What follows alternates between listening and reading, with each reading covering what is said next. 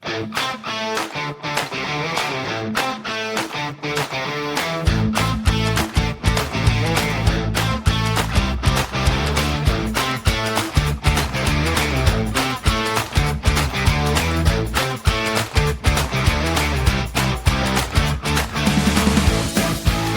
back, everyone, to the second edition of 9 Weeks of NESCAC, talking all things NESCAC football alongside NESCAC insider Dave Bagatelle. I'm Chris Grace, and we are pumped, Dave. We've got actual football to talk about. We've got actual results to go over and a lot to look forward to. This should be a great episode. We want to thank everyone who's tuned into the first episode as we continue to iron out all the details, but I think so far so good and a lot to talk about. But before we get to last week's games and look forward to this week's games, we've got another great show for you. We've got two great guests coming up. Wesleyan quarterback Niko Candido coming off of a big performance against Middlebury as he'll get ready to take on the Tufts Jumbos in the annual or biannual night game that will take place in Middletown this Saturday night at 7 p.m. And perfectly appropriate, Jay Civetti, the head coach for the Tufts Jumbos, coming off of a hard-fought victory over Bowdoin, will also join us. We'll have two great guests for you, and we'll bring you all the action, talk about all the action we saw last week, and we'll let you know what Dave thinks about where the NESCAC stands and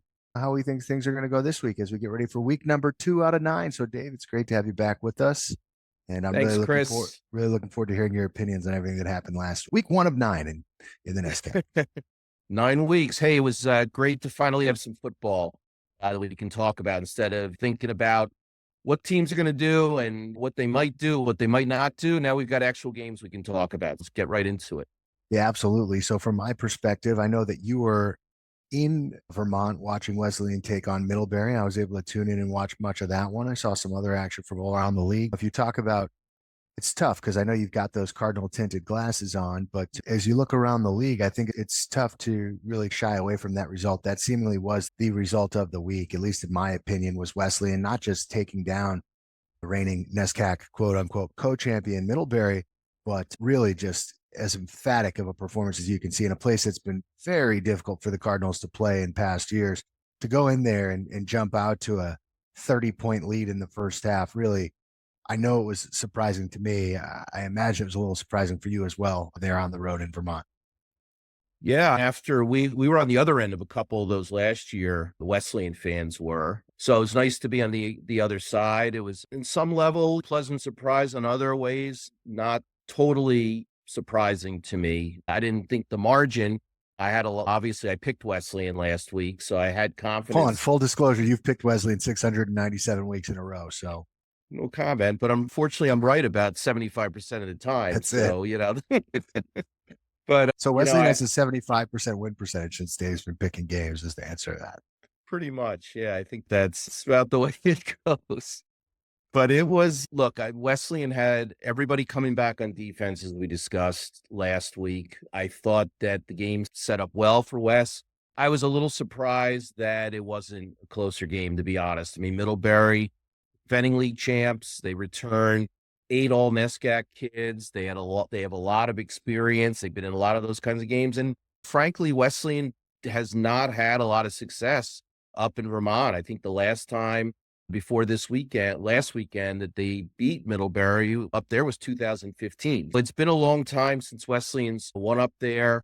And really, they dominated in all 3 phases of game. The offense was clicking, a lot of big plays, special teams. They had a block punt for a touchdown. Gage Hammond, their punter, was really good. He had a couple punts over 50 yards. He pinned Middlebury inside their 20 a bunch of times. And of course, the defense only gave up 7 points. So what can you say? I'm glad you just brought up Gage Hammond because I thought that if there was a turning point in the game, the first drive of the game, Wesleyan gets the football and they go 3 and out, a drop pass. Shockingly, Chase Wilson dropped the pass on the first drive of the game. And there was a situation for Middlebury to get some momentum. And I'm watching that just as a quasi-neutral thinking, oh, here we go. And with a little bit of aid from the AstroTurf, Hammond unleashed a great punt. I don't know the official yardage, but it was over 50 yards. And Wesleyan was able to force Middlebury into flipping the field position.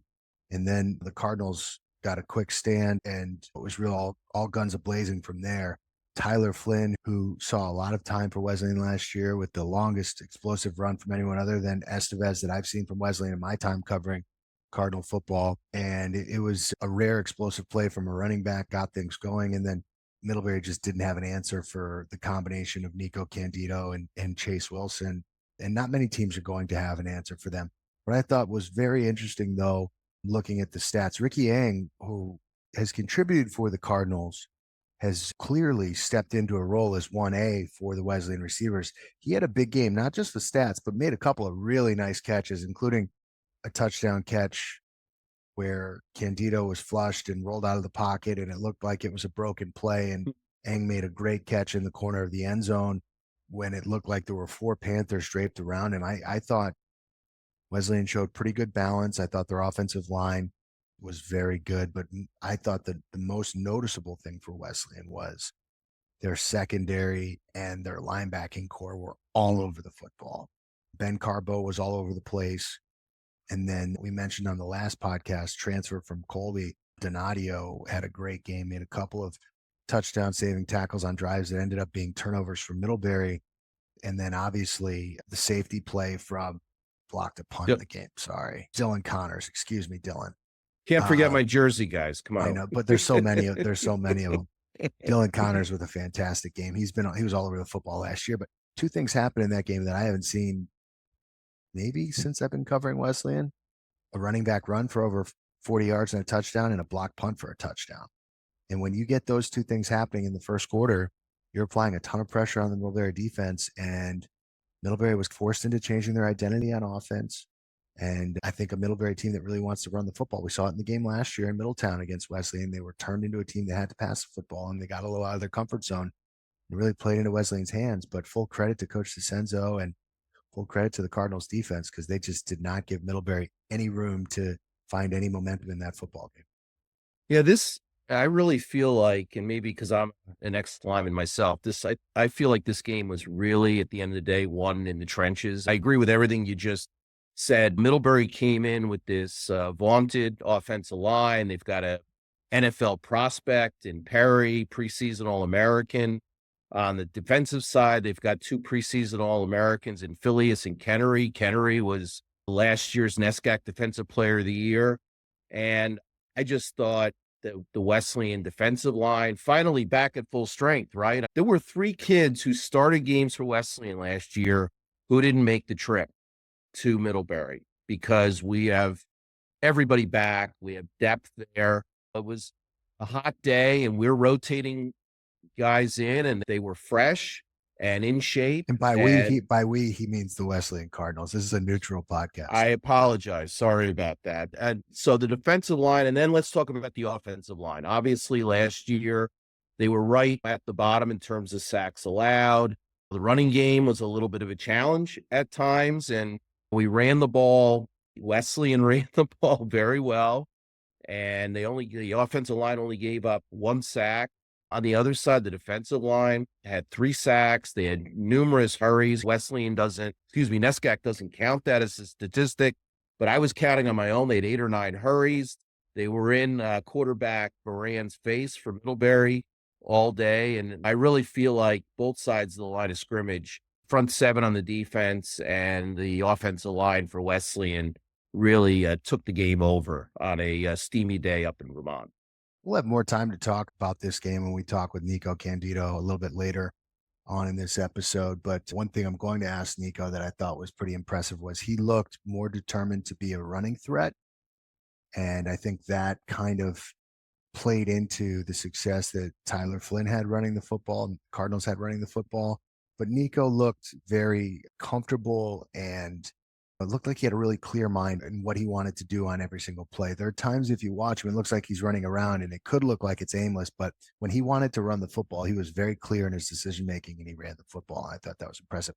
Obviously, you don't necessarily want your quarterback to take hits, and he did a good job of avoiding any big hits in that game, but I was very impressed with what we saw from the Cardinals. So just to put a bow on that, we'll preview next week's game against Tufts a little later on this episode, but our guest from week 1, Coach Dan DeCenzo, I'm sure would be elated on the 4-hour ride home from Middlebury, Vermont, as I'm sure Dave Bagatelle was as well. Not that he has any horses in this race.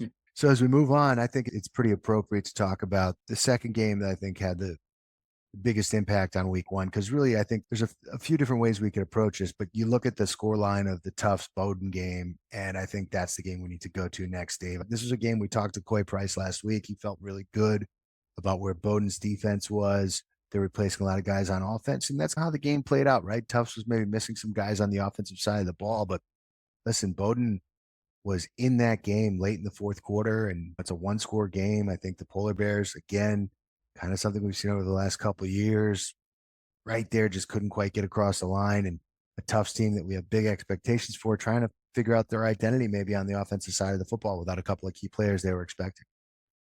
Yeah, fortunately, I had an opportunity to watch that game live. Really great atmosphere at Ellis Oval up in Medford, and kudos to Tufts, to the Tufts students for really turning out and rooting on the Jumbos. I think the game played out the way that people expected to play it out. Bowdoin plays very hard for Coach Hammer. They play a very aggressive, full-on blitz in-your-face defense. The front seven for Bowdoin played extremely well. Actually, I thought the entire defense for Bowdoin played very well. Their offense, I think, is a little bit challenged. They're missing all those skill guys that left from last year. They have a quarterback who's much more of a runner than he is a passer. They're playing their backup quarterback at tailback, taking over for Andre Eden this year. So they ran the ball well, which is to be expected. They had some issues throwing the ball.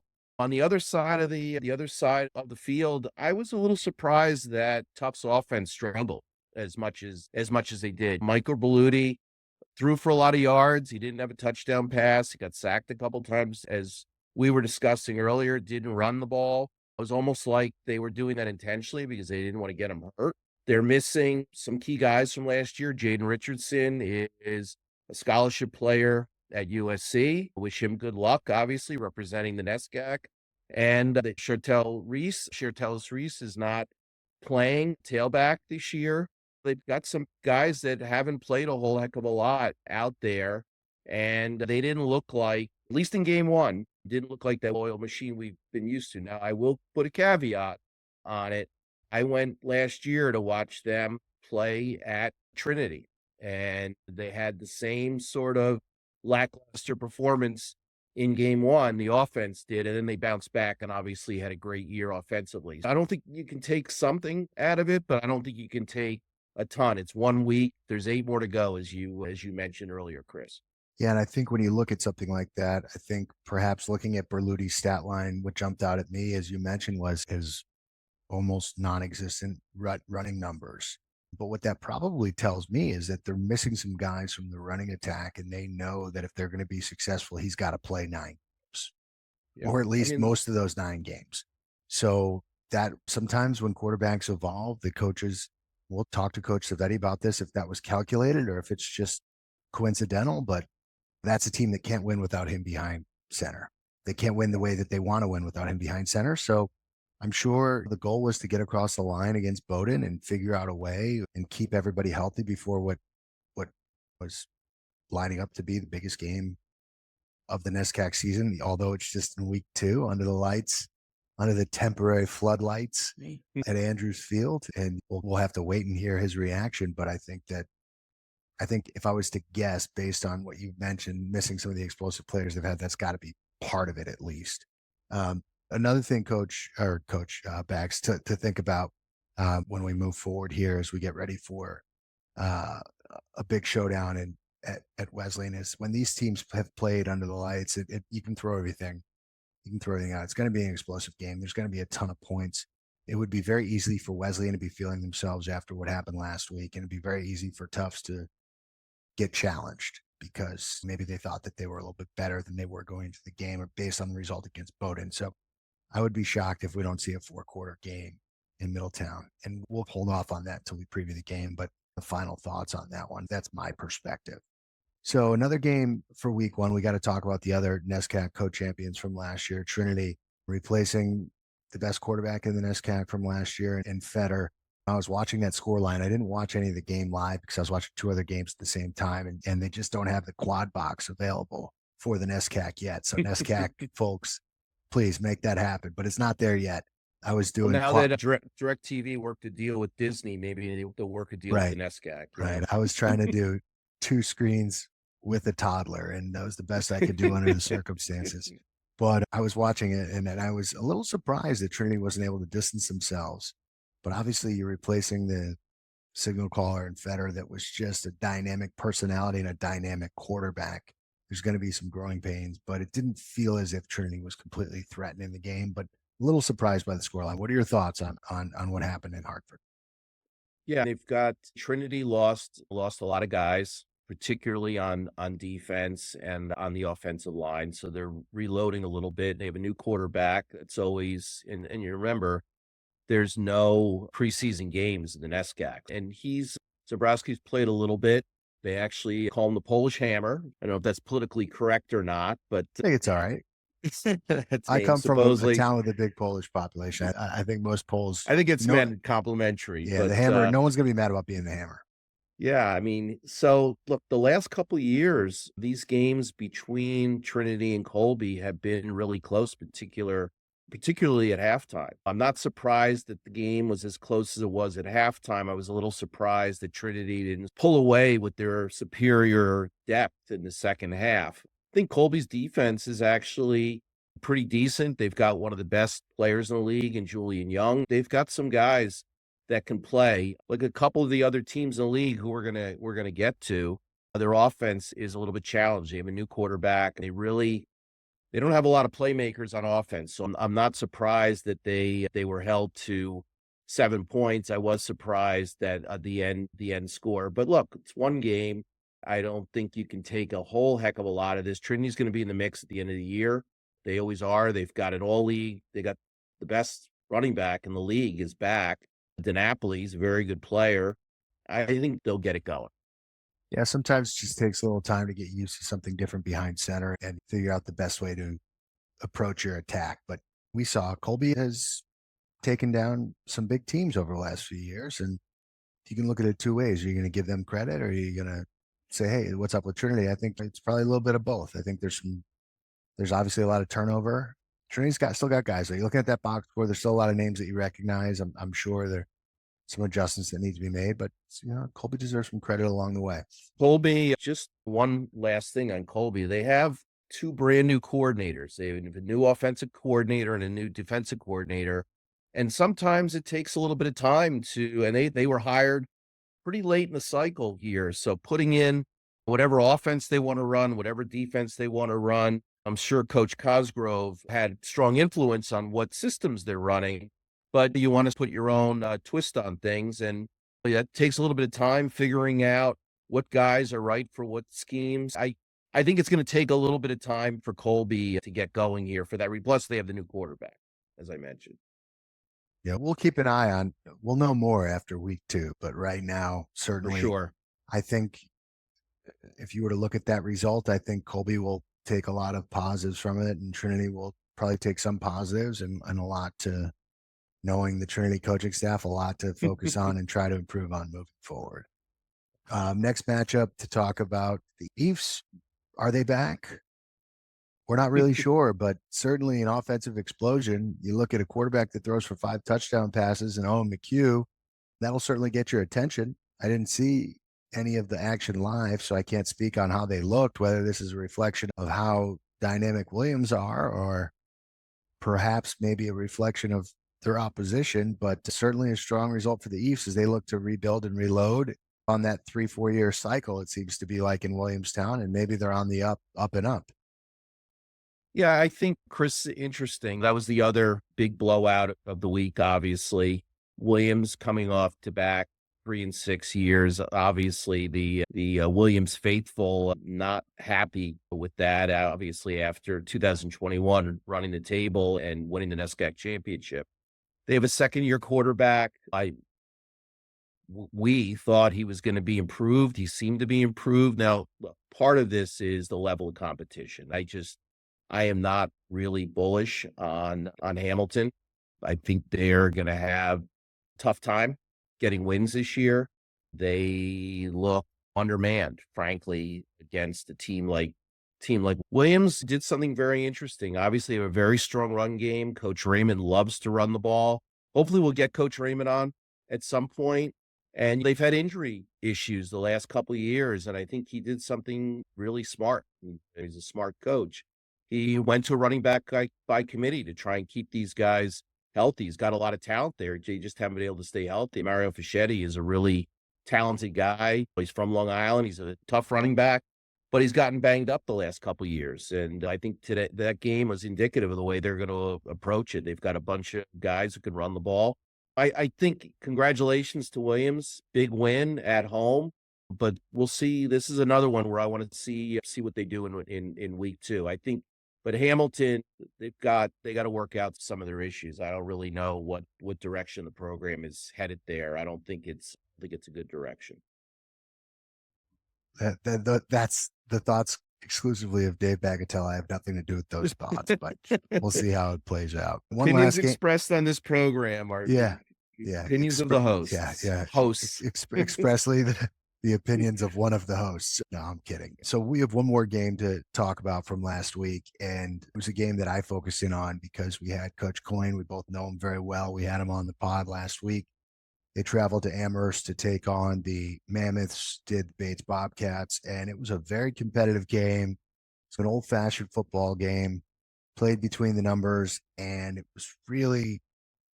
was a grind at times, and just Bates was unable to make a big play, and Amherst was rock solid defensively the entire time. I don't think that if you watch that game, no offensive coordinator would want to show that tape, but I think there was a lot on the defensive side of the ball for both teams. Both teams really struggled moving the ball, especially through the air. Pretty much exclusively all the damage was done on the ground. It looked like an Army-Navy game without any triple option. It was a bit of a slog at times, as expected in week 1 without a preseason game. But either way, either team could have won that game. It was Amherst who made the big plays, and Bates was unable to take advantage of their opportunities and just couldn't find enough offense. Yeah, both teams obviously struggled offensively in the game, as you noted. Both teams do have good defenses. Amherst had one of the top defenses in the league last year. Bates last year started a lot of freshmen. Now they're starting a lot of freshmen, sophomores. They're still young. So 2 years ago, they went to Amherst and they beat them. So the games are generally close. I think one of the things with Bates is their star receiver, Sergio Beltran, did not play. I think they really missed him. He's the focal point of their offense. And Coach Coyne obviously didn't give us any inside information, so we had no idea he wasn't going to play. Nor should he have. But millions of people watching. That sort of thing can't get out, Dave. We don't want to tip off any of the gamblers on the NESCAC games, but hopefully they get him back because I think he's a key to making their offense tick. Yeah, I agree. And it was one of those games I watched most of the second half. I was watching the Wesleyan Middlebury game in the first half, and it felt like Bates had opportunities. It was a one-score game, and they just couldn't find a big play on offense. And if you're just battling for first downs instead of battling for touchdowns, it's going to be a tough slog, especially on the road. And you could see Coach Coyne, they were playing hard, like you said, on defense. They're not far off, but it's really hard. If you're not getting great quarterback play and you're not getting explosive plays on offense, you've got to play just about a perfect game. And we know enough about Coach Mills. His team was very fundamentally sound. They were not giving anything up easily, and they found just enough on the offensive end. A big quarterback scramble that led to the decisive touchdown when it was 9-7, and then they just held on. It feels like Bates is going to have to find some big plays, whether if Beltran comes back and that's where they get the big plays from. But it was certainly a competitive game, more so than it was a throwback game. I think one of the big things, and I know that Coach Coyne preaches this because I've had this discussion with him, you got to protect the football. And Bates just did not protect the football. So they've got to do a better job of being smart when they have the ball. They certainly had opportunities to win this game. They were up in the game, but key turnovers at inopportune times just did them in. Yeah, I agree. So those are we didn't miss a game, right? That's every game from week 1. I think we covered them all. That's it. We got them all. There's 5 of them. That's it. It's easy. 9 weeks, 5 games. So we move on to week number 2, Dave. Similar to week 1, just a couple of games that really jump out at you. But real quick, before we jump into the power rankings, we'll save the power rankings for just a moment. Let's try to, what do you see as in week number 2, excluding Tufts and Wesleyan, which we'll spend some time on, what other matchup jumps out at you as the key matchup for week number 2? Yeah, I'm really anxious to see how Middlebury bounces back against Bowdoin. I want to see how they do in week 2, how they bounce back from some adversity. In week 1, obviously, they're going on the road, traveling up to Maine. That is not an easy trip. They're going to be playing a day game. Frankly, if I was Bowdoin, I would have scheduled it as a night game, but that's just me. So it'll be Bowdoin's home opener. I think if Middlebury plays the way they did against Wesleyan, they're going to have a tough time with the Polar Bears, because the Polar Bears can run the ball. So it's going to be, I think that's going to be an interesting game. The other game that I'm watching really closely is to see what the Eafs do in week 2. They got a big trip. Now that's going up to Maine. That's going to Waterville from Williamstown. That's one of those things you can't get there from here. You better get out the old ways or maps or whatever you used to going make to that Bowdoin trip. Going to Bowdoin is not going up to Maine. Going to Colby is going up to Maine. That is going way up to Maine. Yeah, I'm curious to see how the Eafs play against a little bit more stout defense. Colby, I think, is going to give up a little bit more of a fight. I think Colby, once again, will be challenged to put some points on the board, but that could be one of those kind of 10-3, 10-6 kind of games with just going back and forth. So that should be an interesting game. I think even at the best of times or the worst of times, going up to Colby, it doesn't matter what year, what situation, what roster, they're always competitive. Just focusing in on Wesleyan football over the last number of years, I can't remember a time they've gone up there and had a convincing victory. Let's face it, it's not, I'm going to be nice. It's not a great place to play. It's a big trip. You're being nice. Yeah. It's not a great place to play. It's a big trip unless you're traveling from Lewiston, but it's always a big trip. It's not a good place to watch. They're not flying private. I don't even know. Do they have airports? Do they charter? I'm sorry. They don't charter, Dave.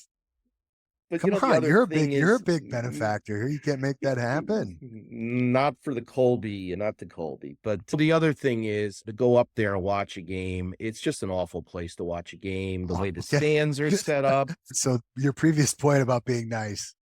Yeah, but it's well known. They have the track. The stands are about a mile from the field. It's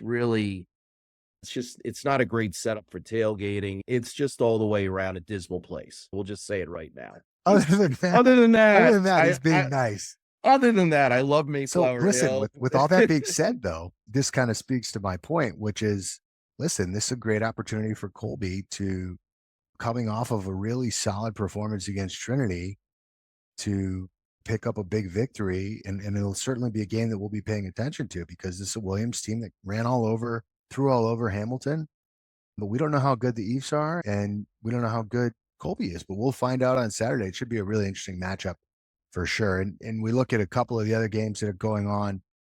Amherst travels to Hamilton. You've talked about what you think about Hamilton. Again, chance for Amherst start the season 2-0, which would be a nice start for Coach Mills.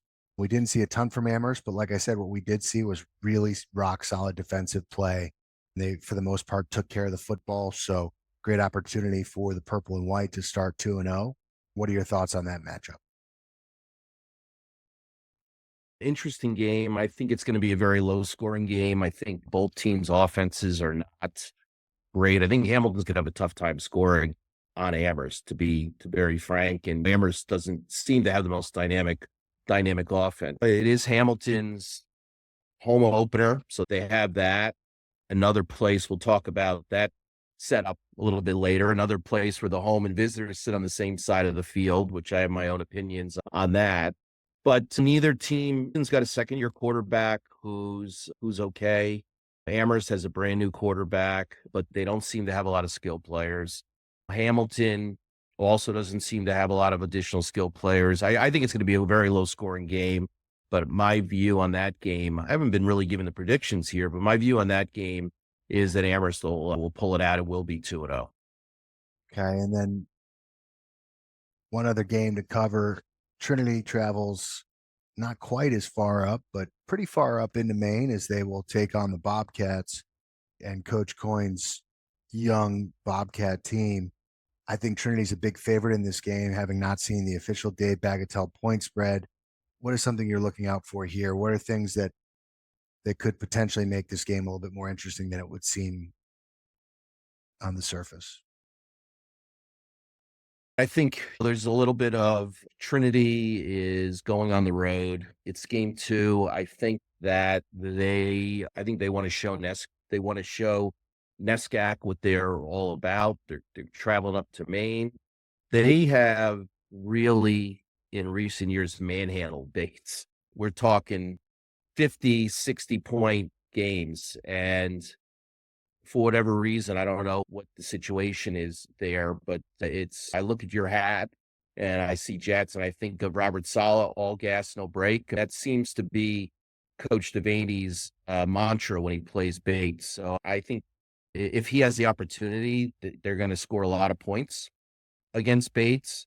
I think Bates' defense is better. I think that they're a year or two away from being really good. I think they're going to be challenged to score points on Trinity's defense, even a defense that's down. I guess I give Bates a puncher's chance. Everybody has a chance. You got to show up and play the games. But recent history just tells me that this is going to be a pretty one-sided affair, unfortunately.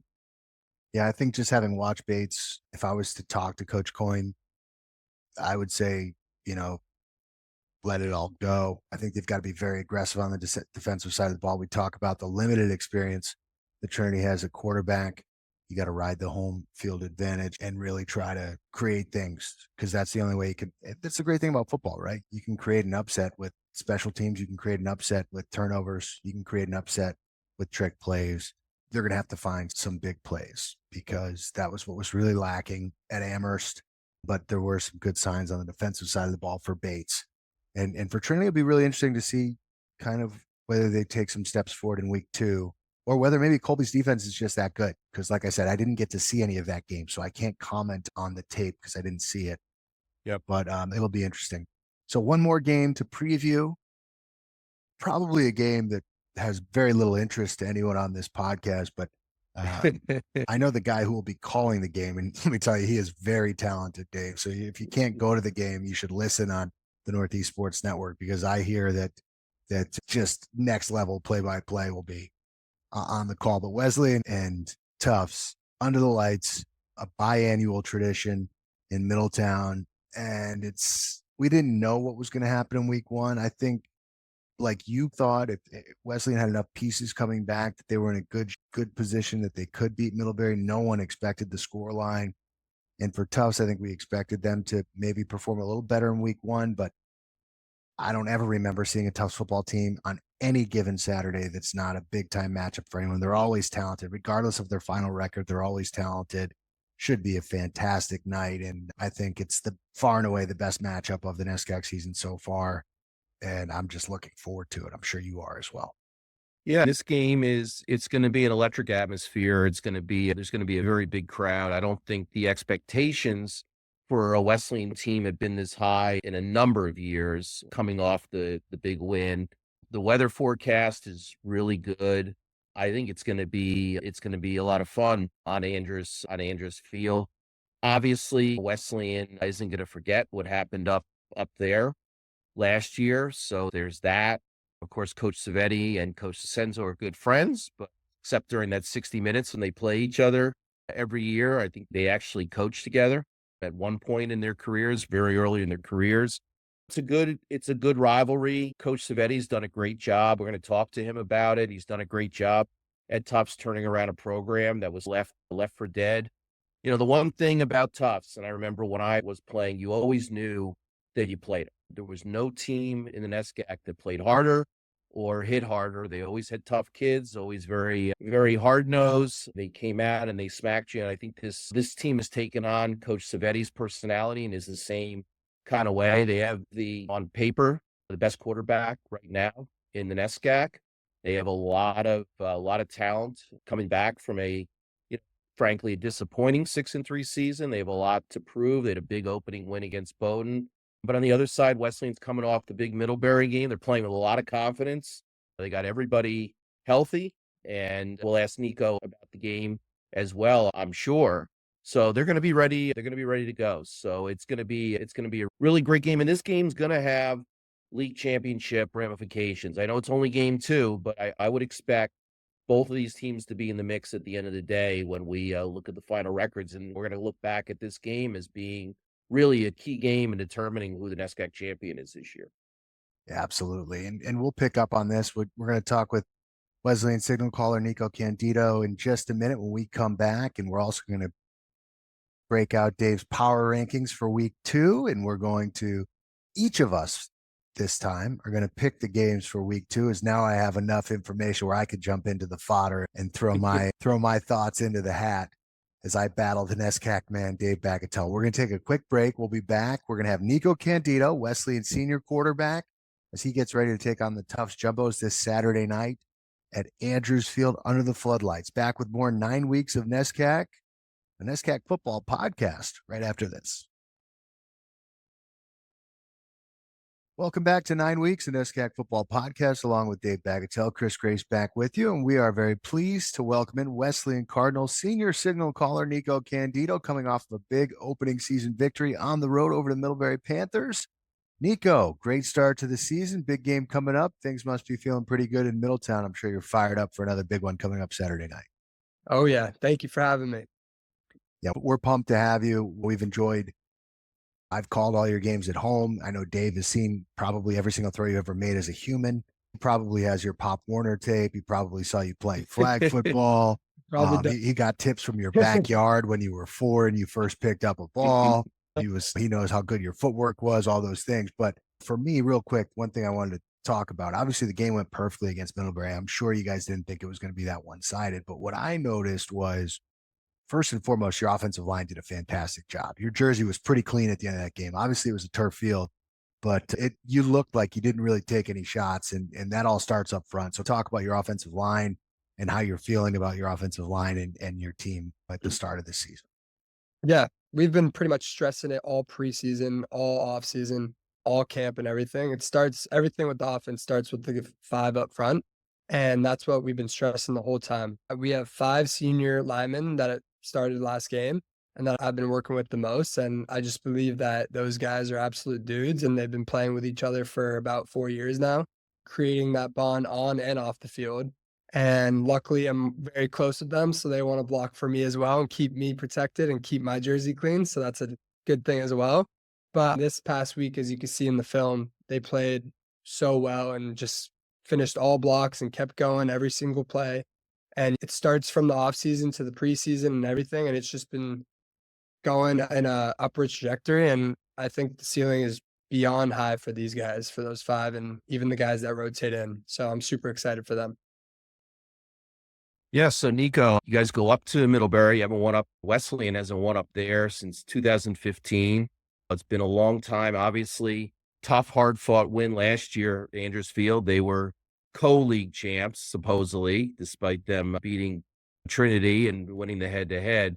They have a bunch of all-league guys on defense, including a couple guys in the secondary. A lot of returning talent there. What was the difference winning up there? What do you think was you guys had a lot of success. You completed a lot of big plays. What do you think? Why do you think that was? I think that we were very mentally prepared, but also physically prepared. Once again, we worked super hard this offseason, preseason. We really locked in.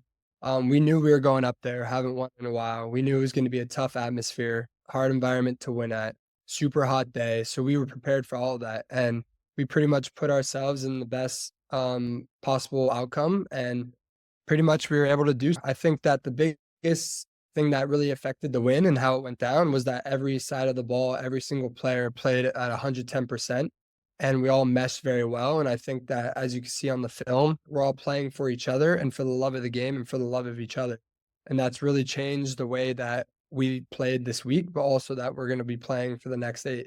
So I believe that's a huge factor, what happened this past weekend. Niko, I noticed 2 things in this game that maybe weren't always present last year. A couple of explosive plays from the running back position, especially you get that big run from Flynn second drive of the game.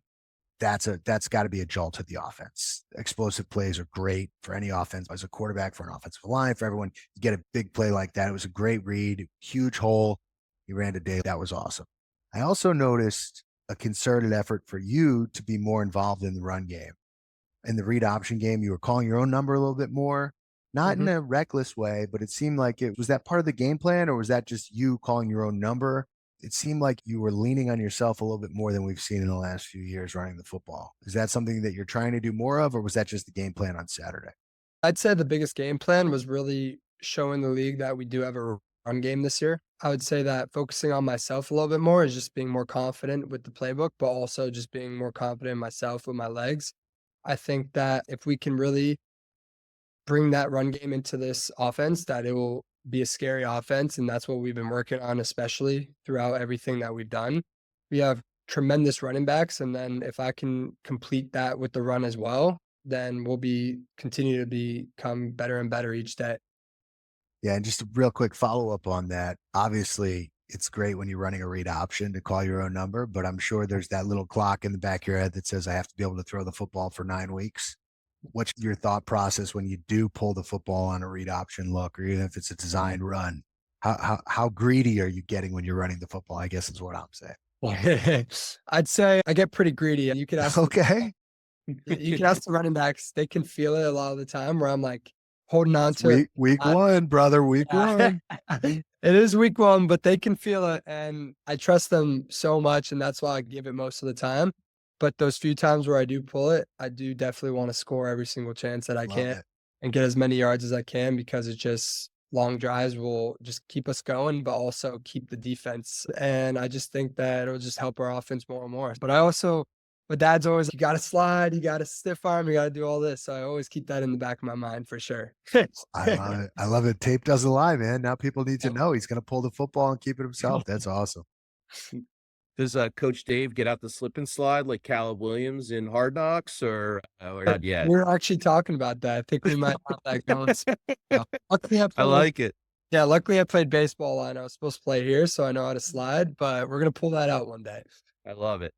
Just shift gears. Been dying to, especially after what happened up in Medford last year. Big game this week, playing Tufts. They obviously won opening night. We won opening day. By we, he means Wesleyan. He means Wesleyan. Excuse me. Yeah, Wesleyan won. He's still working on this neutral podcast. Yeah, working on it. It's a work in progress. That's Coach Bagatelle. Come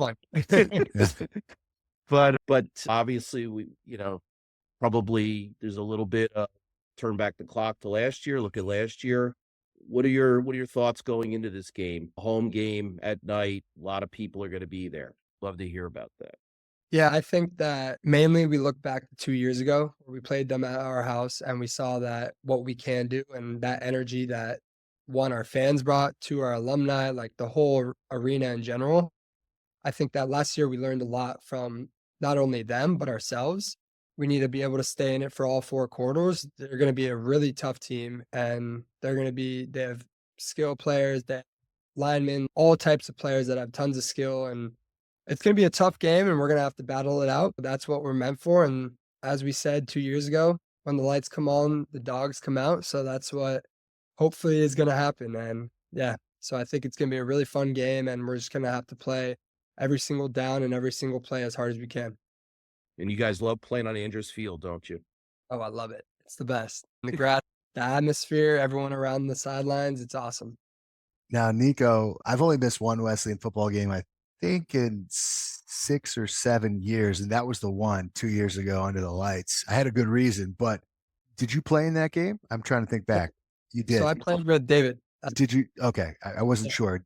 I know that was right about when you started to get reps, but I wasn't sure if you actually played a lot in that game or not. I tried to make the game, but I couldn't get out of the hospital. My daughter was being bored. My wife wouldn't let me come. So I was up. Chris, you're weak. I know. I tried. The day leading up to that game. I'm very disappointed in you after hearing that story. Our daughter was due on a Wednesday, and on the lead up, I said, yeah, Wednesday. Yeah, no problem. I'll be there on Saturday. Of course. Like, she's going to want a break from me. And then I had no idea what I was walking into. I was still in the hospital on Saturday. So my oldest was actually born at a Wesleyan tailgate. Yeah, I'm sure. course. Yes. I don't know if you knew this, but Dave Bagatelle went to a wedding last year at halftime of the Amherst game. So he left at halftime, full suit. He suited up at halftime, And I and listened to you the whole. went to his wife's son's wedding at halftime of the And Wesleyan. I listened to the game through. I listened to you the rest of the way down on my iPhone. So yeah, I was all in. This is the craziness of what we're dealing with. Yeah. Fortunately, fortunately we won by a lot, so it worked out just fine. And by we, he means Wesleyan. Just a trend we're keeping up. Start going. Sorry. Niko. No, I'm messing with him at this point. It's fun. Niko, looking at this game, Tufts has a really talented quarterback. Talk about what's a big game. I'm sure you're going to feel a little bit of pressure to try to prove to people that you are the guy in the NESCAC, right? Everyone's talking about how good Berluti was coming back this season, including my co-host who's picked him as the best returning quarterback in the NESCAC. You had a big year last year. Probably didn't end the way you wanted to. Talk about, I'm sure that Trinity game was tough, but talk about what you learned from that game and how you can use what happened in that game in front of a big crowd at Andrews Field against a really good team as a learning lesson and kind of something to keep in the back of your mind for this Saturday night. Yeah, I'd say the biggest thing is that you got to learn from the mistakes you made. I'd say that we drove the ball pretty well, and I just made a few mistakes trying to do too much. And I think that I just need to trust the players around me, trust my teammates. And I think that we have tons of great teammates, tons of great players on our team that are going to make the plays. And I just need to put it in their hands and do what I have to do and do my responsibility. I think that I could do a lot with my feet, my arm, with a lot of things, but I just need to work all that into it and not think too much. I think coming into this game, I just need to, once again, trust my players, feed off that energy that we have for the night game, feed off of our crowd. It's going to be a shootout. We know that the quarterback, Berluti, is very good. We're going to be passing the ball a lot. It's probably going to be a long game. So we'll see, and we'll just have to keep going. And if a mistake happens, let it go. It's in the past, and just focus on the present and keep going and believing in your team. And that's the biggest thing, just the belief. And if you have the belief in your team, it'll most likely get you out of the game. So awesome. I love it. Dave, I know you got some quick fire questions for Niko, but Niko, listen, I'm super impressed and I'm looking forward to catching up with you on Saturday and looking forward to watching the game. I'm very excited about it. And it's my first game of the year, so I'm excited for that as well. But Dave, give it to him. Give him those quick fire questions. All right. You ready for the 9 weeks, 9 questions? Niko? Let's do it. Niko, what's your major? I'm an economics major with a data analysis minor. And what's next after football for Niko? I need to land a job. So I want to get into the more client-facing and sales roles of finance. And I'm thinking more wealth management, asset management. But I've been networking a lot and learning all about it. So we'll see what happens after that. But hopefully in New York City or somewhere on the East Coast. Awesome. And who would you say your role model is, Niko?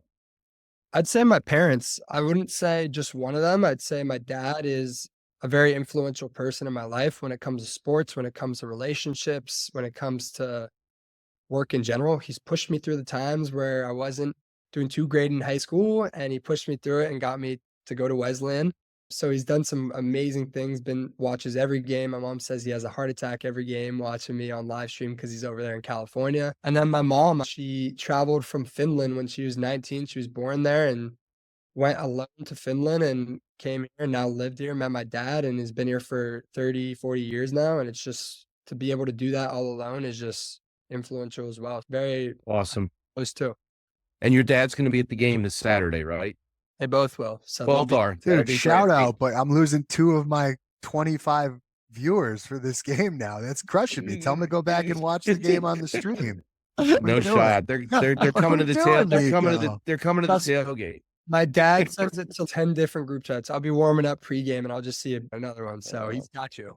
Hopefully I get to meet him. That's awesome. And what's question number 4? Who's your favorite professional football team? Sad to say, but the New York Giants. My dad's from Albany, so wow. I'm a Jeter fan and just turned into a New York fan. And this wasn't one of my questions, but I did want to ask you why you switched your number to number 10. I'm sneaking that question in there. It's a bonus question. I'd say 10 is It's always been such a big part of my life. It's been my number since day one. When my dad gave it to me, he said this looked good on, just on myself, and it's just stuck. But also my birthday is December 10th.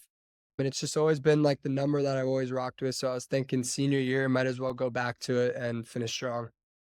And maybe a little Eli in there. Oh yeah, my fault. A little Eli Manning for the New Balance. So, We like that. We no, like that. tons of, yeah, definitely. Awesome. What's your favorite class? Shift back to academia. That's a tough one. Very diverse courses that I've taken here. I've gone from steel band to taiko drumming to econ. But I'd say right now I'm in this startup incubator class, which pretty much you develop your own business and idea, and you get to take it from the ground and see where it goes. And it's really awesome. And we have some cool, honestly, one of our TAs is Ben Carbo, who started Cape Tide. And yeah, he's been awesome. And he's one of our TAs. So it's awesome just getting some influence from him as well.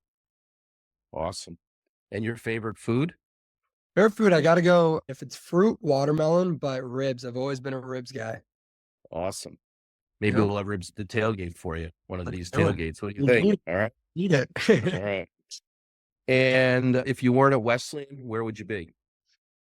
Ooh, that's tough. I'd probably say somewhere on the West Coast. It's tough. I love the East Coast, but I would have, if the NESCAC really didn't find me, I guess I would have just stayed over there. Coming from California, it's tough to leave. Everyone's always like, dude, why are you in Connecticut?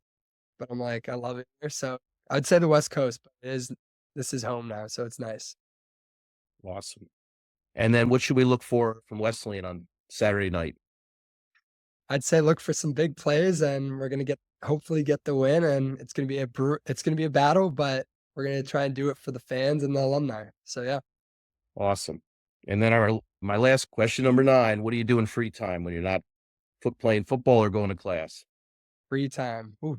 I would say honestly, all outdoor activities, sports. Sports has always been such a big part of my life. Whether it's we're playing softball on the field with the boys or just playing basketball, pickup, everything outdoor that you could think of. I'm not really too much stay inside, lay down all day. I like to be outside and do stuff. So anything outside with friends. Awesome. Yep. 9 questions, 9 weeks. There we go. Back to Chris. Love it. Love it. Niko, you're the man. We're going to be obviously paying close attention to this Saturday and every Saturday to follow, but we appreciate you taking some time. Hopefully I get to meet your parents this weekend. And if not, I'm going to get to meet them through my voice. I look forward to that, but it's been great catching up with you. You're a great guy. And we're so pumped to see your evolution and the evolution of this team. Hopefully you keep it moving, but we're a neutral podcast. So we're going to keep things neutral on this side of things. At least one of us will. I'll let you figure out which one that is, but we're certainly looking forward to Saturday night. Thanks for your time. Don't forget, people, we'll have a conversation with the other side of this matchup as we'll talk with Tufts head coach Jay Civetti a little bit later on in the podcast. We'll take a quick break, back with more 9 weeks, the NESCAC Football Podcast. A little bit more right after this. Welcome back to 9 weeks, the NESCAC Football Podcast, alongside Dave Bagatelle, Chris Grace back with you, and we are very pleased to welcome in head coach of the Tufts Football Jumbos, Jay Civetti. Jay, we're pumped to have you on the podcast. 1-0, matching up with 1-0, without a doubt, the game of the week under the floodlights in Middletown. We've talked about it a little bit earlier on in the pod, but I know everyone's looking forward to this game. Big start to the season for you guys, a hard-fought win over Bowdoin.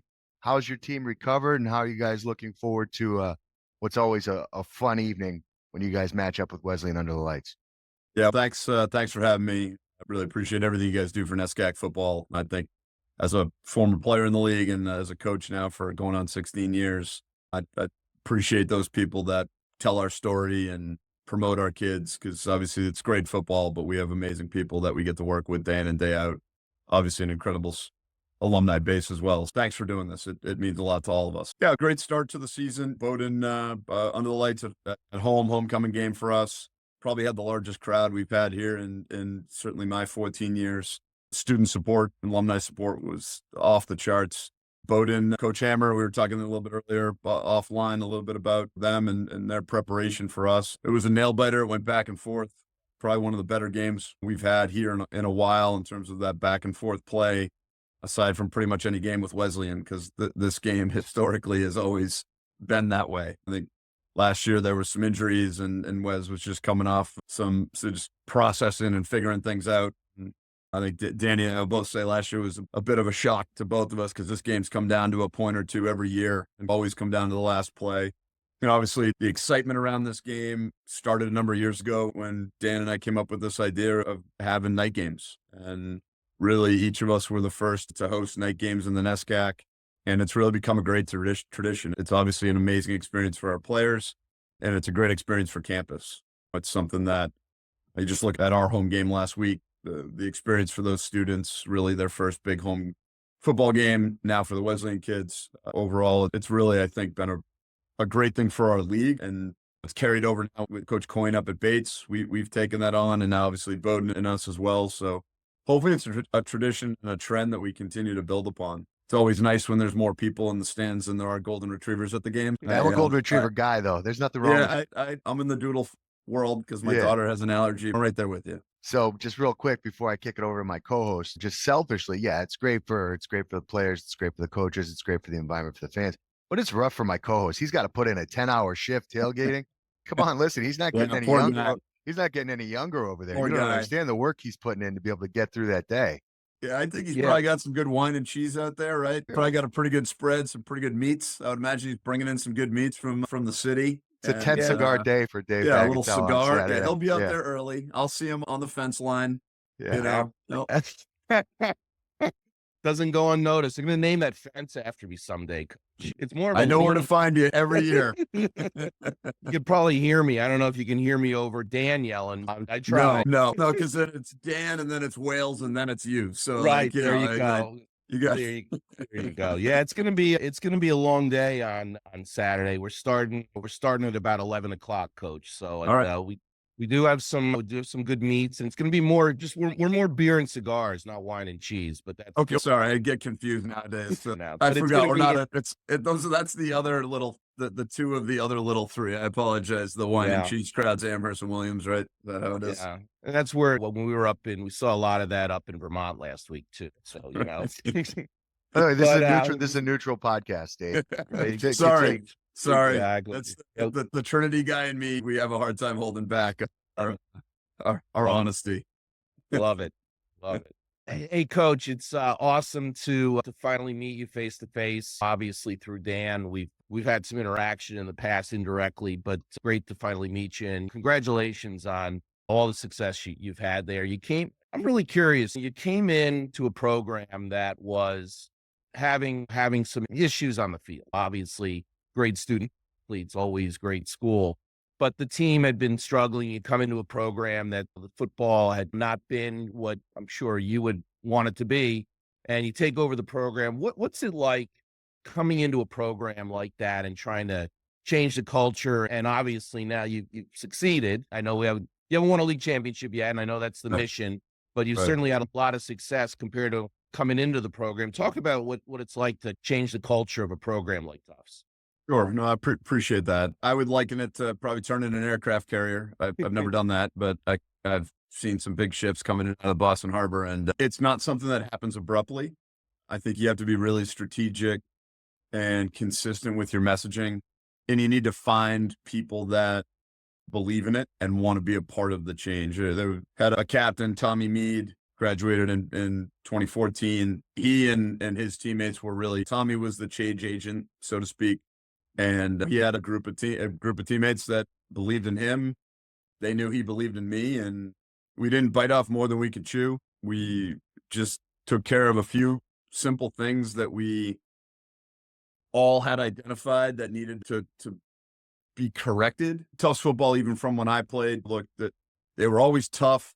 They were always really committed to each other. Sammy brought me here, and I wouldn't be here without him. I think there were some things institutionally that needed to change in order for the program to have consistent and withstanding success. And I think you're seeing that now.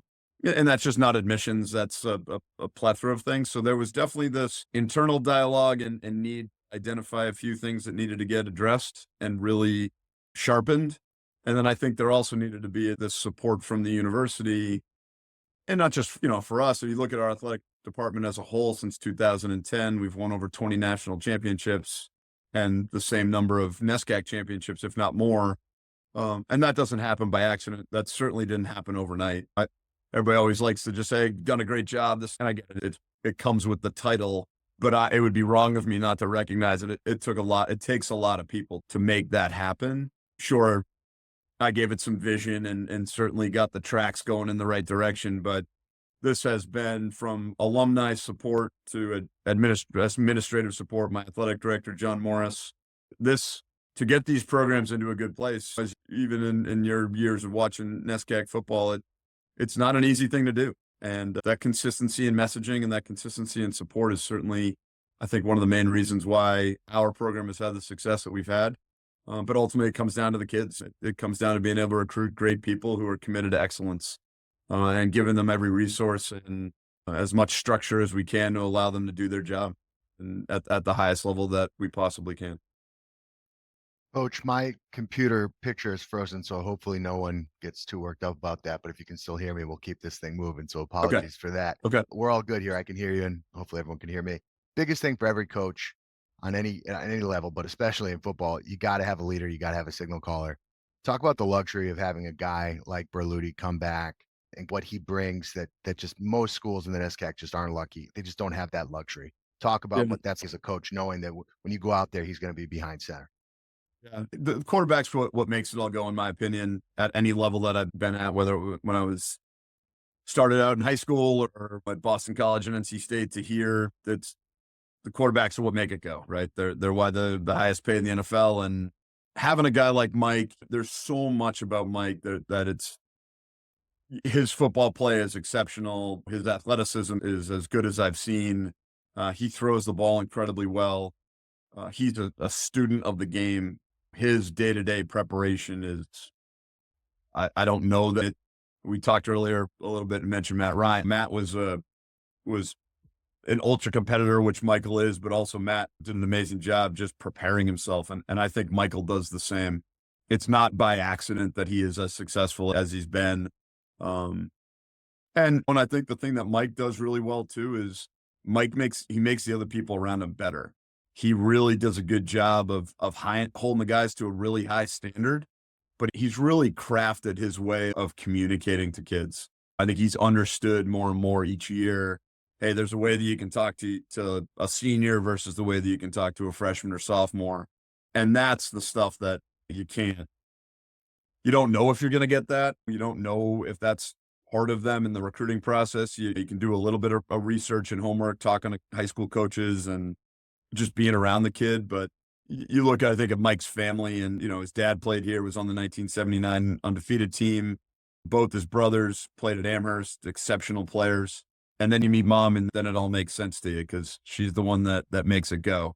And I don't mean to not mention his youngest brother, Matt, but in terms of the football parts of things and why I think Michael is as successful as it is. He's got a great upbringing, incredibly competitive human, takes us that very seriously, and is someone who really values the people around him and everyone having success. It's never about Mike. It's always about the team. Really great opening game. As you said, great atmosphere, and congratulations on getting the student body out. Because I think that's one of the big changes there. We used to go up to play at Tufts and there'd be 3 people in the stands, and considering the number of undergrads, you should get a big turnout, and they've come out and they support the team. It's great to see. Talk a little bit about that game. It was a hard-fought game. It's a first game. You don't have a lot of film. You don't know where people are going to be playing. Obviously, Bowdoin's replacing a lot of kids on offense. You understand what Coach Hammer is going to do from a scheme perspective, but you don't know how you're going to utilize some of the student athletes. So, love to hear a little bit about what it's like to prep for game one with limited footage, and also just talk a little bit about the game. Please. Yeah. I'll just start with the prep. The prep for that coming in, we get 21, 22 essentially practices to get ready for a game. It's not a lot of time. You only get about 8 of them before the kids start school. And here, school is a pretty important part of their experience and their day-to-day life. So really the mindset this year was we obviously had to replace a lot of starters as well. We spent time preparing for Bowdoin in our normal game week experience, but ultimately our real focus was just getting as many reps, Tufts first, Tufts as we could, when putting guys in competitive situations, a lot of situational based football, and really getting the reps in, and not just the ones, but building depth. I think as the season goes on, you don't get as many opportunities to get the 3-4 guys as many snaps as possible. Cross training in terms of putting a 3 maybe with the ones every once in a while, and really just trying to build some continuity within the scheme, but being able to plug and play with people. So that was certainly something we focused on. I think the consistency at Bowdoin specific to the game, we knew, again, like you mentioned, in terms of the scheme that they were going to run. We didn't know where Coy was going to be lined up. That was certainly a focus for us because I think he's an exceptional player. I know you had him on the show last week. So there were some things that we were looking for, but going into game one, in particular with special teams, they had lost their special teams coordinator. So there were a few unknowns.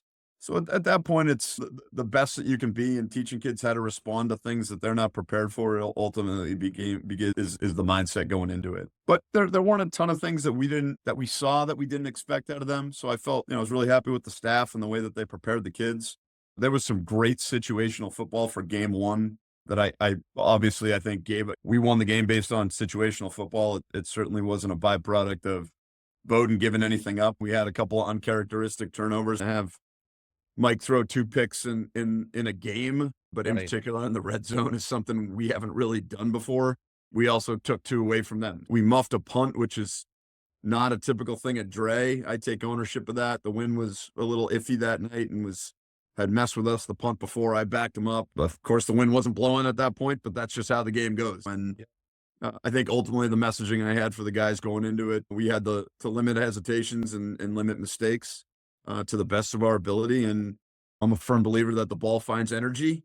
So having positive energy and staying committed, A to B, 5 to 6 is how we talk about playing football. And you said earlier, no gas, all gas, no brakes. That's what game one typically is. And we were really fortunate to come out. You don't win many games when you turn the ball over 4 times, even with 2 takeaways, in particular twice in the red zone. So I think our kids got a gritty win. We haven't won a game like that, in my opinion, in a really long time here. And I don't ever want to not sound satisfied. Winning in the NESCAC is hard to do. But at the same time, I think we came out of it feeling, look, we got a lot of work to do. And there's a lot of things everything that went wrong are things that we can improve. There was certainly no question in terms of effort or attitude or mindset. So I was really pleased on that end. I was proud of the kids that they grinded it out. I don't think anybody lost faith in each other. There really wasn't frustration on the sideline. It was just a good ball game, and glad we got the dub. Yeah, I'm sorry, Chris. Just a real quick follow up on the Bowdoin game, and obviously we talk a lot about offense and defense. People forget there are 3 phases, and I know you mentioned the punt. At the end of the day, your kicker converted on 3 field goals in the NESCAC, which how many times do you see that? Definitely a kicking challenged league, no doubt about it. Tied a school record. That was a real bright spot for you. Yeah, Vaughn has been exceptional. 3 for 3 in field goals. He actually, we lined up for another one, and Bowdoin jumped off sides, and we ended up getting the ball to 4th and 2 on the 2, and I was like, I'm going. I'm not going to kick this thing. So Vaughn, we talk about a competitor. He came up and, Coach, come on. I could have been 4 for 4. So that's Vaughn's mindset. Vaughn kicks like a linebacker, which I love. But yeah, he's been such a weapon for us, and was really happy for him and the success he had on Saturday. So. Coach, one thing I noticed just from looking at the box score, it looked like a concerted effort to have Berluti just be a passer and not really rely on his legs as much. Is that something just as he's evolved, you're trying to protect him because it's a long season, or was that just the game plan or the way the game played out? Or is that something that you think moving forward, that's going to be more his identity, is getting back there and really throwing it around more and not relying on him to be that extra running attack? Yeah, I think Bowdoin, the credit there goes to Bowdoin. I think they did an exceptional job in their rush lanes. I think they clearly went in trying to contain Michael, right? And you could see that certainly in the film Saturday night and Sunday morning, that they made a conscientious effort to contain him as best they could. He finds ways. He's pretty good like that. Mike is a great runner. A lot of Mike's yards are not designed running yards. Right. A lot of it's just him understanding defenses, taking what the defense gives you. We certainly, everybody else, run quarterback read things, but it wasn't it wasn't one way or the other. It wasn't about protecting him. It wasn't anything like that. I think it was just how the game evolved and really the great scheme that Kyle McAllister did as the DC at Bowdoin in keeping Mike in the pocket. Just one last quick follow-up. I tend to ask coaches this question, and you're welcome to coach speak it if you want, but we call this podcast 9 weeks. It's unique to the NESCAC, a 9-game season. After 9 weeks, what is your expectation / what would be the perfect scenario? Where do you want to be after 9 weeks to feel like this season was a success? And answer freely. You don't have to say we just want to play good football and have a good time. Tell me genuinely, you guys have a great roster, great team, high expectations. Tell me what your perfect situation is in 9 weeks. Yeah, I mean, I'd be lying to you if there is a coach in this league, and I know there's not, that doesn't want their team to win a championship, that would be wrong of me. Dave mentioned it earlier. Yeah, we've had great success, but we haven't done that. I don't ever make it or don't ever want it to be from my drive that needs to happen. I don't think that's a healthy place to lead from. I think the 1-0 adage is, it's not the safe answer. I think it's the most, I can manage it better that way. The idea and the conversation for us is to chase perfection. And while chasing perfection, we reveal excellence. And I think that messaging allows me to break down whatever the situations may arise. I don't have a lot of team rules, but be where you're supposed to be, doing what you're supposed to be doing and doing it to the best of your ability. I think the more that your messaging, I find, meshes together, you're able to fix problems quicker and a lot more efficiently, and not just with tape. It's something that you can really spend time on. So I think we've got a great team. I don't know how the rest of the league is yet. I've only played Bowdoin and watched Wes and Mid, but I think there's a lot of good football out there. I think it is only week 1. We got a big test. I'll know a lot more after this weekend. Wes is going to give us a heck of a game. And I'll tell you right now, if we play like we played and made the mistakes that we made versus Bowdoin, we won't be 1-0 this week. I can promise you that much. Danny's got those guys cranking, and there's some really good football being played by Wes after week 1. And I'm not trying to coach speak that. That's just the reality for me. I'm really trying to stay focused that way. I'd be lying to you if I didn't play. I want to put rings on every kid that's played for me's finger and every alum. And I'll buy you guys rings if it happens too. So I don't know if Dave will wear it. Look, this has been, when you lose 24, your first 24 games as a head coach, and then you've won 60+% of your games since, that is not, there's a lot of appreciation and gratitude I have for a significant amount of human beings who have committed to this, and I'm highly motivated to see it through for them too. Because there's been kids that have come in here and I said, my goal is to put 4 rings on your finger. That never ends with me. I got to raise a lot of money if that happens, but I'm going to find a way to do it, because every kid that's played for me and everybody that's been a part of this deserves a piece of it. Coach, I have one of those rings. It's not a Tufts ring. We won't mention, because it is. I'm trying to be impartial what team I have a ring for, but I wear that. It's good. I'm proud of your alma mater. I think that's an awesome thing.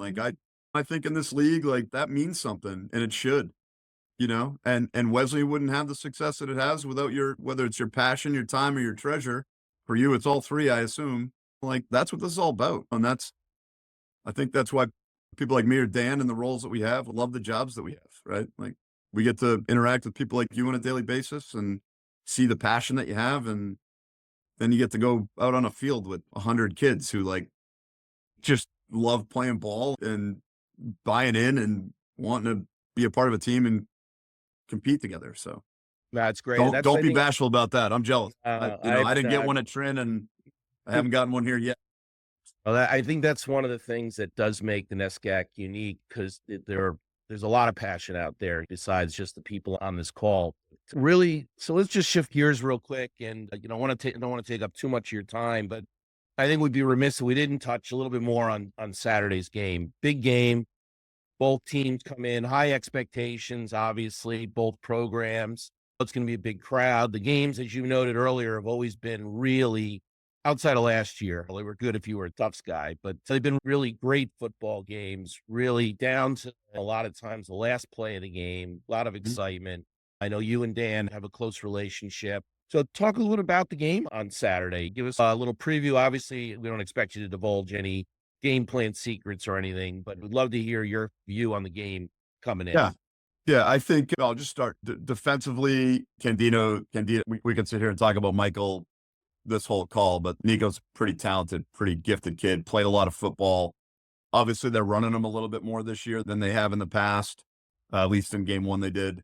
I think he's exceptional. I really think very highly of him as a player. It was good to see, not good to see it, but the running game for them, I think I think Tyler Flynn had a day, and you can see that the offensive staff has, I think, got a really good scheme for him in the backfield. Chase Wilson's always going to give you nightmares during the week. He's explosive. He can do a lot of great things. So I think in terms of on that end, I know they got a couple other wideouts there. I saw Ricky Yang, I think, had a pretty big day as well.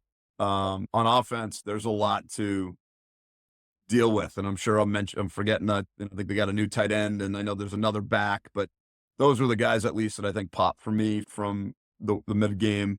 Defensively, Ben, he's a fantastic linebacker. I can't wait till he graduates. And I think Wesley has played a lot of football. I think he's one of the best defensive backs we've seen in this league in a long time. Dylan Connors, I think, is another great kid. Look, when Dan getting the grad transfer, I love that kid. I think he's fantastic. Schematically, they got it cranking. We got our hands full. Hopefully they cut the grass, Dave. If you could at least make a call into Wales to get them to cut the grass down there. No, absolutely not. Great. No sheep out on the lawn this week. Yeah, I already saw that the weather. Like I know Danny's going to tell me the weather. They had to cut it Wednesday. They couldn't cut it Friday, but it's a really cool atmosphere. Hopefully they don't have any protests for the artificial lights coming in, so we can. I know that happens every once in a while down there. Look, it's been a really cool tradition. Look, we haven't won down there since 2005 as a program. And we're going into Lions Den, and certainly confident in the guys we got, and looking forward to a great matchup. But like I said earlier, we got to limit mistakes and play without hesitation. Feel like this game on our end for the last couple of years, it's probably been 58 minutes of good football, and we got to put 60 in. We got to make sure that we're finishing. And I think Danny will tell you the same thing. And then maybe not last year, we'll leave last year out, but in games that we've played up here, it's been the same thing for them. It should be a great day. I know our guys are excited. I know a lot of guys, started with Michael, took a lot of ownership of what happened down there 2 years ago. So should be a fun one. Looking forward to getting on a bus and getting down there. We're all looking forward to it. Wales will be on the call with me, and I'll get the inside scoop on the grass, but I have a feeling that you better put your bug and tick spray on, because anything's possible. Plus, listen, in his defense, look, that field is not just for one game, okay? You got to get through homecoming, okay? And when a team in purple shows up, there better be grass on that field, okay? Yeah, but you and I both know what Wales was saying when he was at Williams. So it's funny. Right. All of a sudden, how quickly we change. Yeah. So. What's really cool, you bring that up real quick, and this will be the last thing. Obviously, you went to Trinity, Dice went to Williams, and you got Coyne, who's at Bates, who's a West guy. All these guys coaching NESCAC programs that played at other NESCAC schools. It really speaks to the passion for the league and the passion for, and obviously the challenges. There's only so many jobs, but the ability to have passion for your school, but then transform that passion into another rival school really speaks to this league and guys like yourself and Dice, and how they're able to put those allegiances aside 1 week a year and focus on the other 8 weeks. It's pretty impressive. Yeah, I understand. For me on my end, I went to Trin, so being able to have Tufts on my resume, I'll take it any day of the week. I'm surprised they even let me on this campus. So it's good. It's pretty cool to be able to see that. And you look across the league at the amount of guys coaching at a bunch of levels, and we got 3 NFL coaches out of Tufts. I got Shane Waldron with the Bears. We got Ben Bloom who's with the Titans, and Andy Dickerson who's with the Browns. I got This week I got Andrew Bindeglass, who was with us coaching for Michigan. I got Corey Burns coaching at Fordham. I think, and that's just Tufts, right? Like, we could run down the gamut of, and you look at Devaney too, obviously, and what he's done at Trin and staying at his alma mater. I don't think he'll ever leave, but it is pretty cool. It's a pretty special experience. My mom and dad, I don't know if they were psyched after spending all that money to send me to Trinity, but I was going to go be a football coach. It's worked out all right. It is a pretty neat thing that there's that many of us out there doing this. And it is a special league. So again, I appreciate everything you guys do for us. We certainly appreciate your time, and we are very much looking forward to Saturday night. And we're going to have a really good idea about both teams come about 10:30 Saturday night. And hopefully we'll get to see you Saturday before or after the game. But if not, best of luck. We appreciate, again, you being so generous with your time. Sure. I know Dave will be fired up. I will try to be more of the professional sort on Saturday, but nonetheless, it's been great catching up with you. So we've now heard from Niko Candido, Wesleyan signal caller. We've heard from Jay Civetti. The game of the week, Tufts and Wesleyan. We'll recap that next week. We'll preview everything going on in week 3 as we wrap up the second episode of 9 Weeks in NESCAC Football Podcast. For Dave Bagatelle, Chris Grace. We'll be back with a little more right after this. Thank you. Welcome back to 9 Weeks NESCAC Football Podcast, along with Dave Bagatelle. Chris Grace back with you. Dave, time to look at the power rankings and things that may have changed, may have not. A lot of still the same, but how do your power rankings look for week number 2?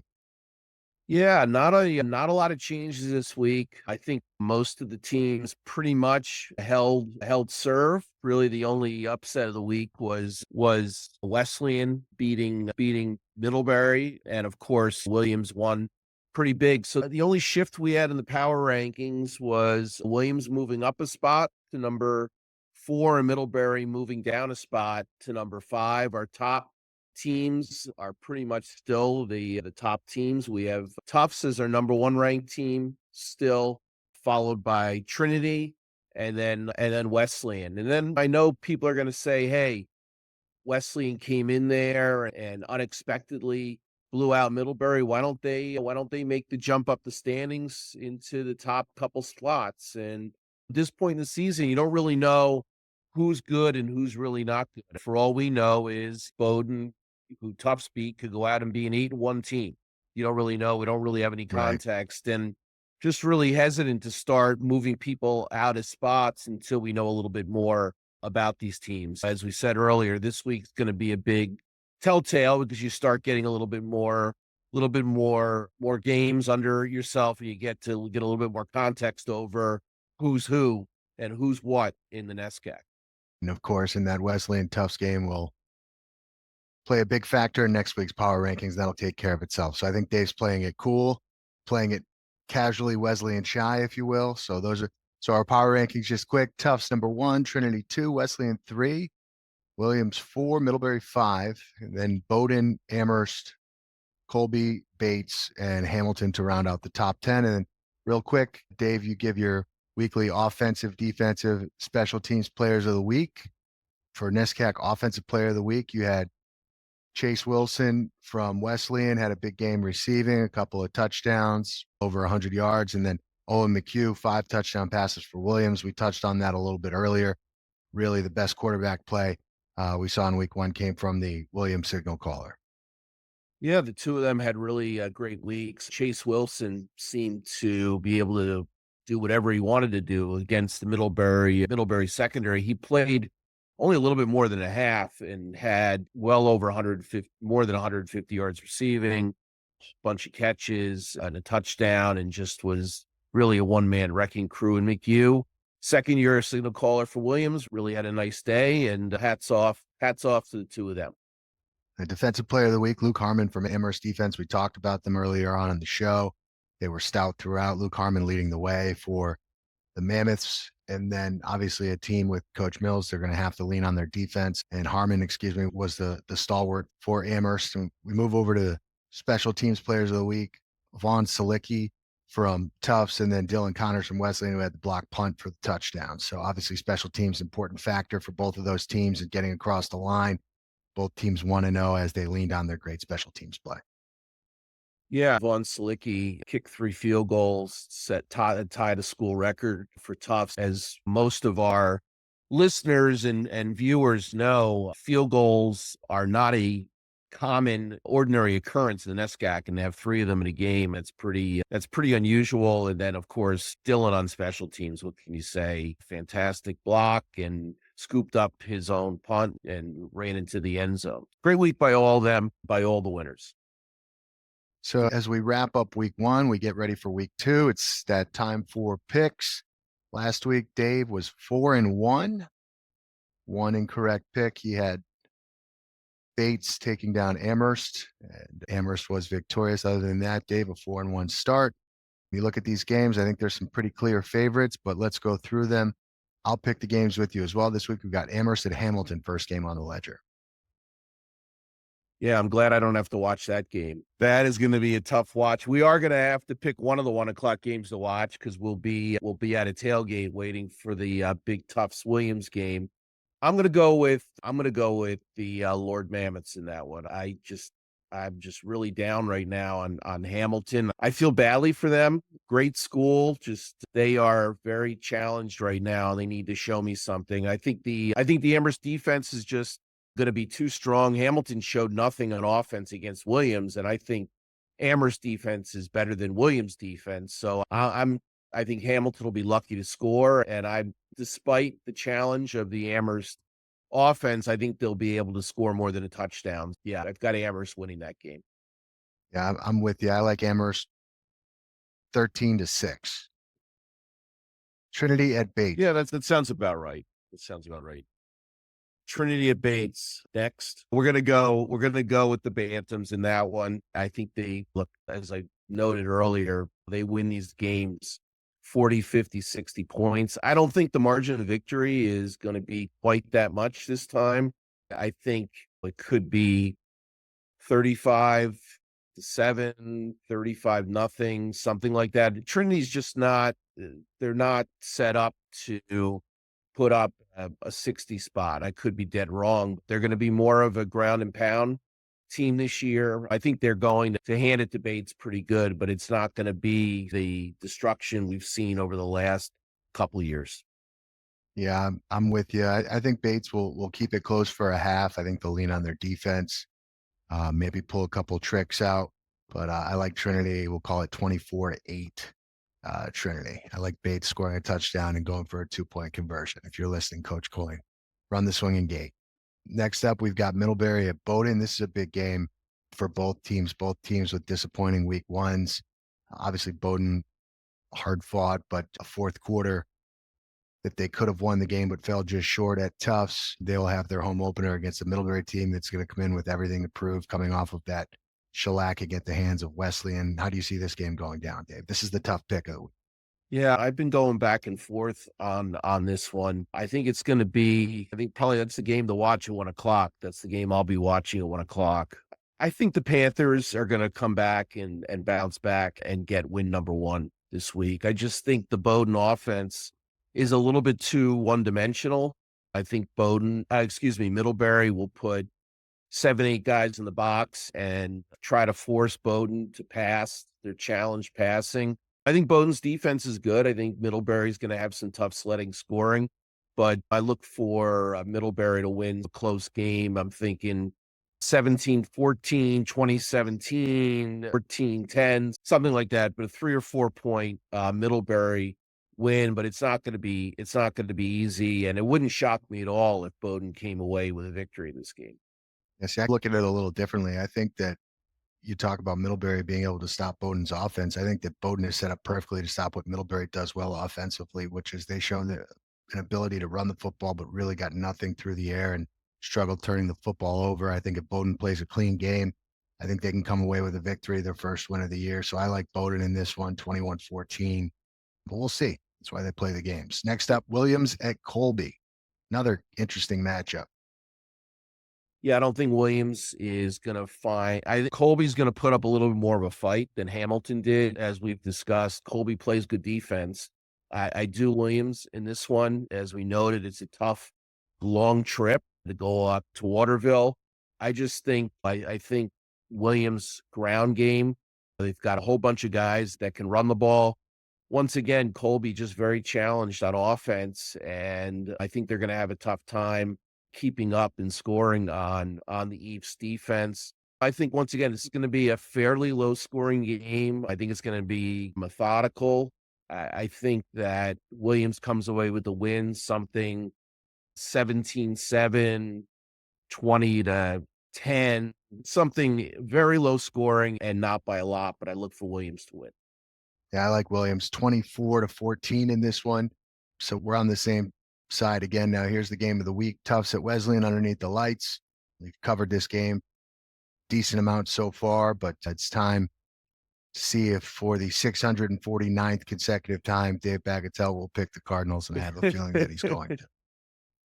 These games, other than last year, have been super exciting and super close. I don't think this year is going to be any exception. I'm not expecting anything near what we saw last year up at Ellis Oval, where, Tufts just completely took it to Wesleyan's, what Wesleyan did to Middlebury last week. Games were very similar in a lot of ways. I think it's going to be a really great atmosphere. It's going to be a large crowd. Both teams are coming in 1-0. Both teams have really good quarterbacks, top two quarterbacks in the NESCAC right now, in my opinion. I think the difference here is I think Wesleyan has all their guys and Tufts doesn't have all their guys. They're missing their starting running back. They lost a lot of guys in the receiving core, and Wesleyan's defense is totally different than what Tufts saw last year. Yeah, I'm definitely gonna go with Wesleyan at home, and I think the home field advantage here is huge. Plus, Wesleyan plays differently on the grass, and it's a tough thing for other teams to adopt to. I'm thinking it's Wesleyan 24, Tufts 21. I think it's a really hard fought win. I think Wesleyan wins by 3 or 4 points at the end of the day. Right. I think if Wesleyan can take care of the football, if they have one turnover or less and take care of their special teams responsibilities, making all their kicks, nothing careless in the punting game, I think they match up great with Tufts. I see Wesleyan riding the home crowd and jumping out to a decent lead, and then Tufts settles into the game but doesn't have enough. I like Wesleyan 31-21 in this one. And I think there's the potential that we could see a Wesleyan team that looks primed to be the top team in the NESCAC if everything goes right with them in this game. But as you said, you can throw everything out the window when those floodlights come on. These games have been wild, especially in Middletown, and I don't expect any differently this Saturday night. So we'll see how it plays out, but that's just how I see it. I'm going to have a great view on that one. Hopefully you guys will tune in on the Northeast Sports Network, as we'll have that broadcast at 7 alongside Coach Mike Whalen, Wesleyan Athletic Director, former head football coach, will bring you the broadcast. Always some good stuff there atop the press box at Andrews Field. So we'll look forward to that one. Dave, that's going to, I think, wrap it up for week number 2. You got anything else to add as we look forward to some more football here in the NESCAC? No, I just looking forward to the second week. I think this week will really help establish things. We've got a couple games here who I think are going to be really good barometers. Hopefully the weather is good. Again, it looks like it's favorable, and obviously we're wishing all the student athletes good luck, and hopefully they stay injury free as always. Yeah, of course. And hopefully we just have some good weather and some good football. And it looks like that's what we're going to have. That's going to do it for another edition. For Dave Bagatelle, we'd like to thank Niko and Coach Civetti for joining us as well. And we'd like to thank you for tuning into our podcast. As always, feel free to reach out to us on all forms of social media. 9 Weeks NESCAC, at Chris Grace 82, at, is it NESCAC Man? Is it the real NESCAC Man? What is the Twitter handle? Real NESCAC Man. Real NESCAC Man. So I should have that prepared. We'd love to hear what you think. We'd love to hear your feedback. We look forward to talking to some of you during the tailgate on Saturday. But for Dave, I'm Chris. Until next time, this is 9 Weeks, an NESCAC Football Podcast. We'll see you soon. So long, everybody.